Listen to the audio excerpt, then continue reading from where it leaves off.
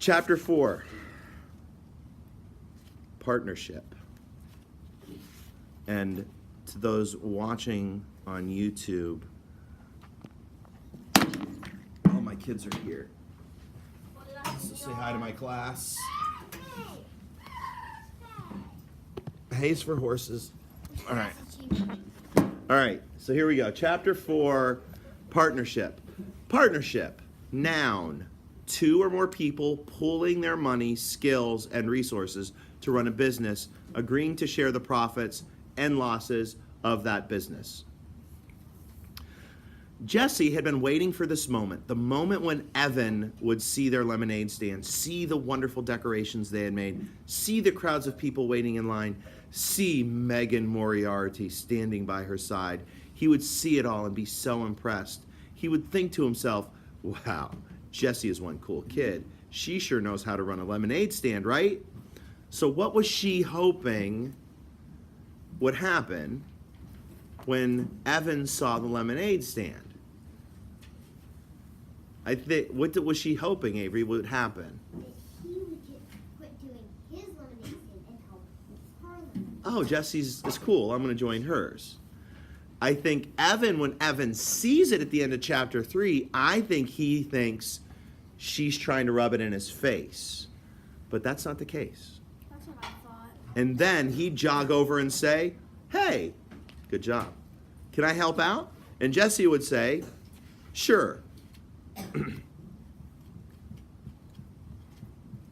can't turn the page. We were hoping you'd come over and it would be like old times. Why hadn't it worked out like that? So if you remember at the end of chapter 3, it looked like she was pointing at him and waving money in his face, and Evan got ticked off. Let's find out what really happened. With one part of her brain, Jessie continued to take money from her customers and make change. That was the part of her brain that worked just fine. With the other part of her brain, Jessie went over what had happened with Evan. That was the part of her brain that tended to run in circles. She and Megan were selling lemonade. Business had been good. Then Mrs. Powley, a neighborhood mom, walked up. She had had a bunch of kids in her backyard running around the sprinkler, and now they wanted 12 cups of lemonade. 12. It was the biggest sale of the day.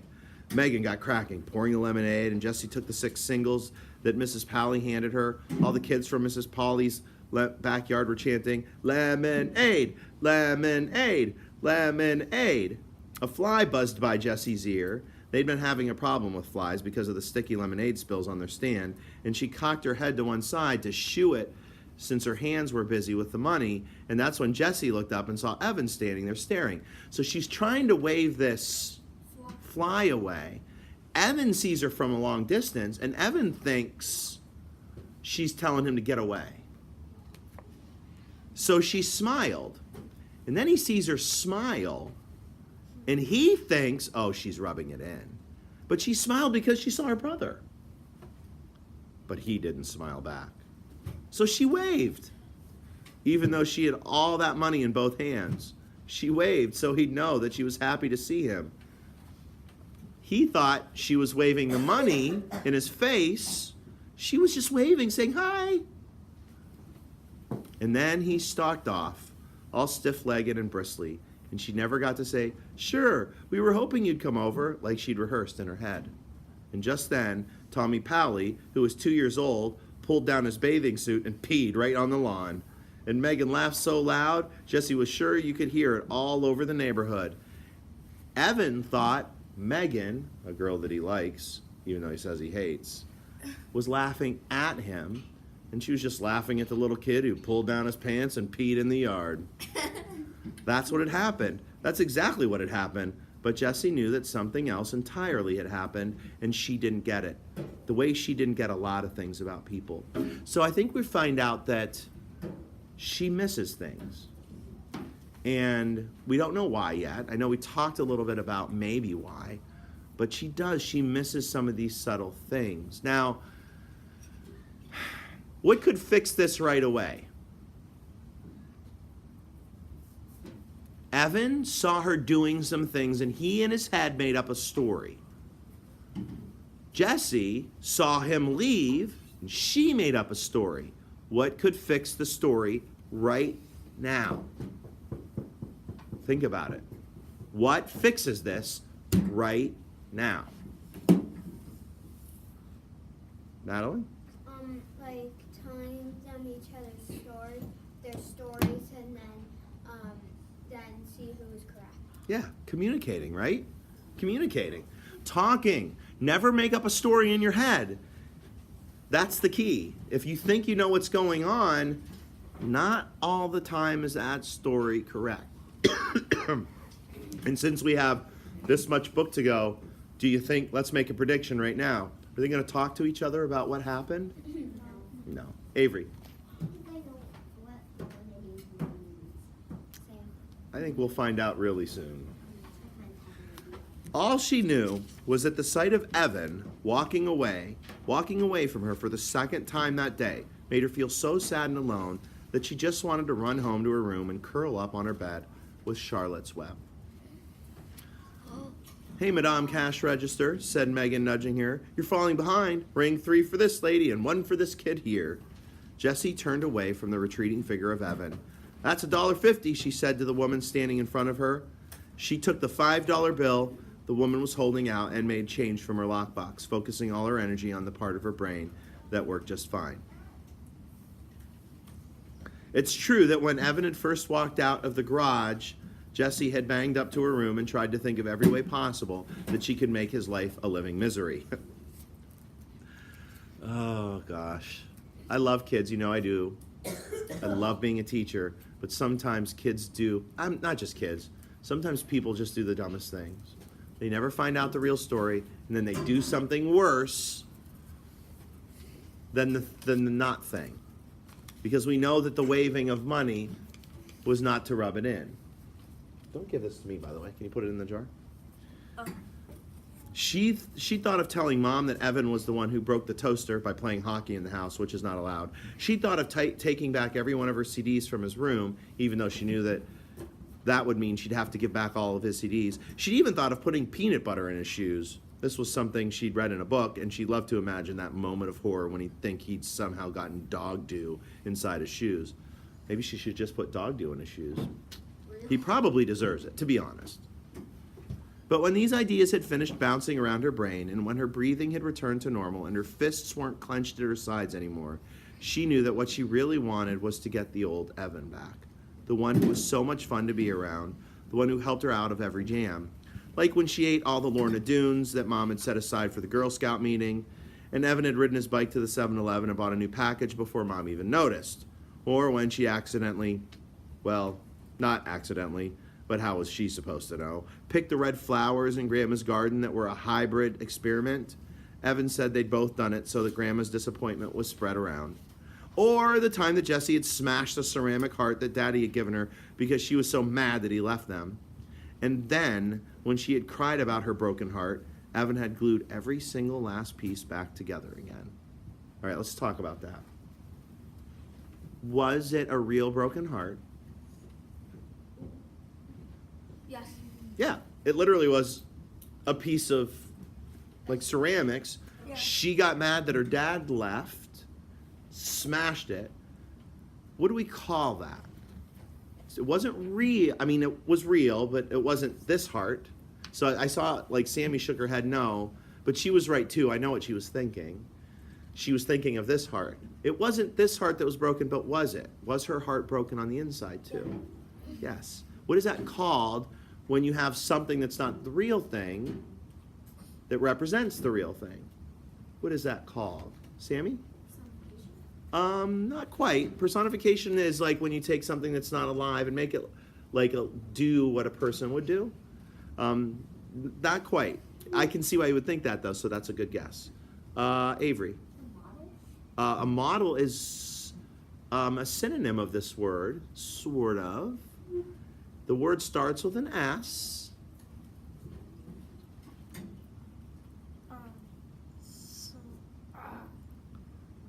Symbol. It's a symbol. All right. She wanted back the Evan who was her best friend. But Evan didn't want her because he thought she was a baby and she was going to embarrass him in Mrs. Overton's class. So she had to prove to him she was a big kid, that she could keep up with the crowd, that she could fit in even with his fourth grade class. I'll show him I can sell lemonade too, just as good as him and Scott. I won't embarrass him. So Jessie got down to business. She knew she needed a partner. From a past experience, she learned that having a lemonade stand alone wasn't considered cool. It was considered pathetic. And her partner would have to be a fourth grade girl because that's what all this was about, showing she could fit in with fourth graders. So the question was who? It had to be a girl who lived in the neighborhood, or at least close enough to bike to her house. And it had to be someone that Jessie had talked to at least once. No way could she call up a girl she'd never even talked to. And it had to be someone who seemed nice. The last part was a problem, because Jessie knew that she often thought people were nice, and then they turned out to be not nice. Case in point, those second grade girls. So Jessie decided it had to be someone who Evan thought was nice. Evan knew about these things. He was the one who had explained with his big arm around her shoulder, Jessie, those girls are making fun of you. They are not nice. When Jessie thought about all those different requirements, there was only one obvious answer. Megan Moriarty. She lived less than 3 blocks down the street. Jessie had said hi to her a few times while biking in the neighborhood, and Evan must have thought she was nice because Jessie had found a piece of paper in his trash can with Megan's name written all over it. Why would he cover a page with her name if he didn't think she was a nice person? Because he likes her. Ooh. Okay. So if Jessie picked the girl that Evan likes, is this going to make him happy? No. It's the opposite. Can you imagine? Wait, you're coming to 4th grade and now you're partnering up with the girl that I like. What a jerk. Jessie went to the kitchen and climbed onto the stool so that she could reach the cabinet over the stove. She took down the school phone book and looked through the listings for both of last year's 3rd grade classes. No Megan Moriarty. Duh, Jessie remembered. She'd moved in halfway through the school year. With a sinking heart, Jessie checked the town phone book. No Moriarty family listed on Damon Road. Okay, said Jessie, slapping the phone book shut and putting it back in the cabinet over the stove. Time for plan B. Jessie went to the hall closet and got out her backpack, which had been hanging there empty since the last day of school. Inside, she put 3 cans of frozen lemonade from the freezer. There's the lemonade. And her lockbox full of change. She put the $10 bill she's paper clipped to last year's birthday card from her grandmother in her top desk drawer. Then she went to the garage, strapped on her helmet, and rode off on her bike. It's ringing on the other end. Hello? Just hang up. You can grab the other phone if you want. As she left the driveway, she could see Evan and Scott's lemonade stand on the corner, but she was careful not to make eye contact. She didn't want to talk to Evan until she was ready to, ta-da, impress him. Her heart leapt when she imagined him ditching Scott to be with her. Megan's house was so close that Jessie got there in less than 30 seconds. And less than 30 seconds wasn't nearly long enough for her to plan what she was going to say. So she rode back and forth in front of the house about 15 times, trying to pick the right words. What are you doing? A voice shouted from the upstairs window. Jessie slammed on her foot brakes and looked up. Megan was staring down at her. She looked huge. Her voice didn't sound nice. Riding my bike? Said Jessie. Why are you riding back and forth? Asked Megan impatiently. In front of my house. I don't know, said Jessie. You want to play? Who are you? Asked Megan. Jessie, said Jessie, pointing down the street toward her house. Evan's little sister? Asked Megan. Jessie felt like a deflated balloon. Kellen. Simile, yes. Jessie felt like a deflated balloon. Yeah, that was Nick. He burped. Oh, said Megan. I couldn't tell because of the helmet. Jessie took her helmet off. So you wanna? She asked. There was a long pause. Where's Evan? Asked Megan. He's out somewhere with a friend, said Jessie. Oh, said Megan. Jessie looked down at the ground.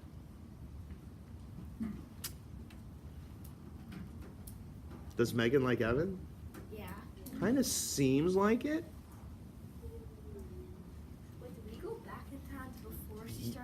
That's a great question. If you didn't hear that, Nick just said, wait, have we gone back in time? Have we gone back in time? Yes. So we've taken a couple of steps back. People tell you things, Evan had told her once, with their hands in their faces and the way they stand. It's not just what they say. You got to pay attention, Jess. You got to watch for things they're saying, not with their words. Jessie looked back up. It was hard to see Megan at all. She was so far up and beneath the window screen. Jessie sucked in her breath. Do you want to do something? Another long pause. Jessie started counting in her head. 1, 1,000, 2, 1,000, 3, 1,000, 4, 1,000, 5, 1,000, 6, 1,000. Sure, said Megan. Then her head disappeared from the window. A minute later, Megan was at the front door. Hey, she said, opening the screen. Jessie raised her hand in something that was halfway between a wave and a salute as she walked in.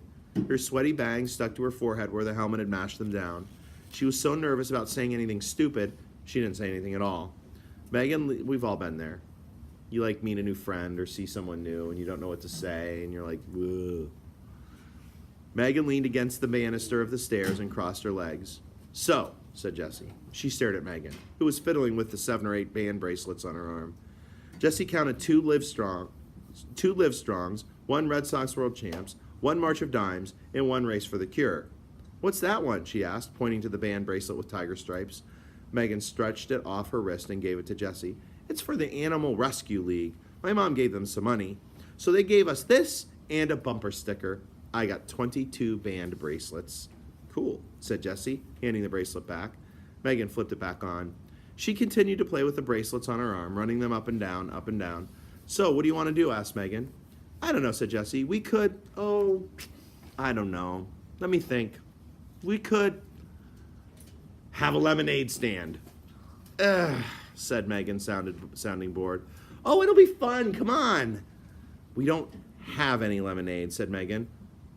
I got 3 cans, said Jessie. She slipped the backpack off her back and dumped out the 3 cans of frozen lemonade because, of course, everyone carries lemonade. Her lockbox came rattling out, too. What's that? Asked Megan. My lockbox, said Jessie. We can use it to make change. She felt her face getting red. Maybe 4th graders weren't supposed to have lockboxes. How much money have you got? Asked Megan. You mean in change or altogether? Megan pointed at the lockbox. How much is in there? $4.42, 14 quarters, 5 dimes, 3 nickels, and 27 pennies. Jessie didn't say anything about the $10 she'd left at home. Both of Megan's eyebrows shot up. Exactly? She asked. What do those eyebrows mean? Jessie wondered in a panic. Why was Megan smiling at her? Jessie, those girls are making fun of you. They're not nice. Jessie didn't say anything. She had a sick feeling in her stomach that this was going to turn out badly. So she knew the exact change. Megan did think it was funny. And now she's thinking back to what Evan told her, trying to figure out if Megan's making fun of her or just laughing. Megan straightened up. Wow, you're rich, she said. Want to go to the 7-Eleven? We could get Slurpees. But Jessie pointed to the cans of lemonade on the carpeted hallway floor. The frost on them was already starting to sweat off. The frost on them was already starting to sweat off.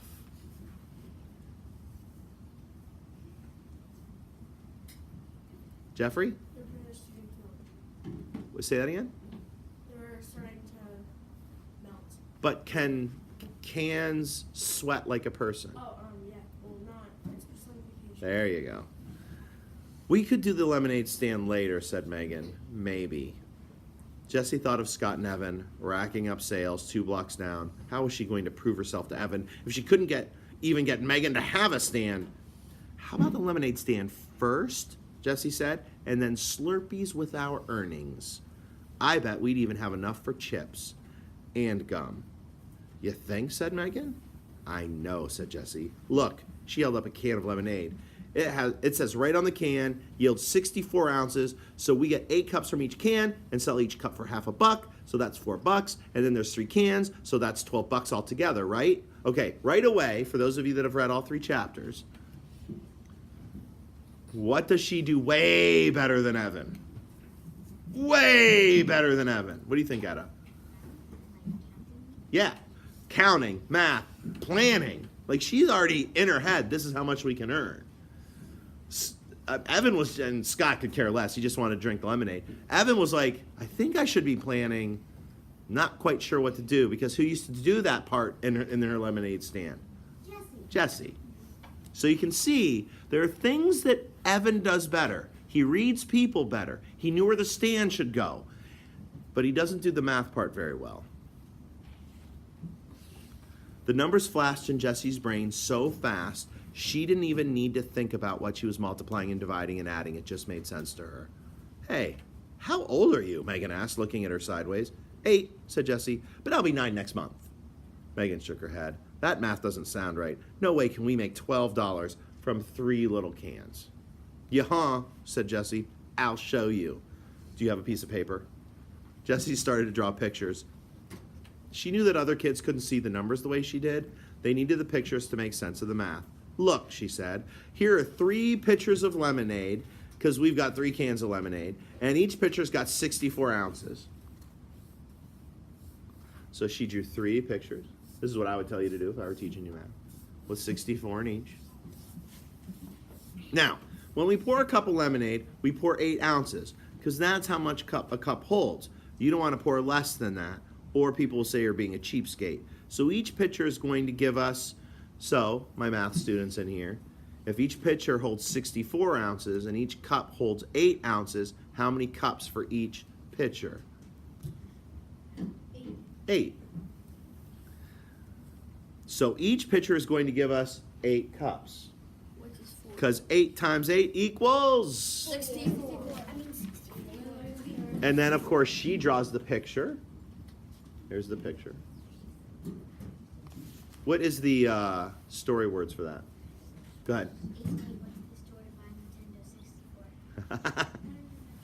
Now we'll sell each cup for 50 cents. That's a fair price. That means that every time we sell 2 cups, we make $1, right? Because 50 cents plus 50 cents equals $1. So I'll circle the cups by 2s, and that's how many dollars we make. Count them. So each pitcher gives them how much money? $4. $4. Very nice. So 3 pitchers, 4 times 3, 12. Megan counted the circled pairs of cups, 10, 11, 12. And there's our picture of that. Megan counted the circled pairs of cups, 10, 11, 12. That's how much money we'll make, Jesse, if we sell all the lemonade and if we do the lemonade stand. Wow, said Megan, you're really good at math. She puffed her cheeks out like a bullfrog.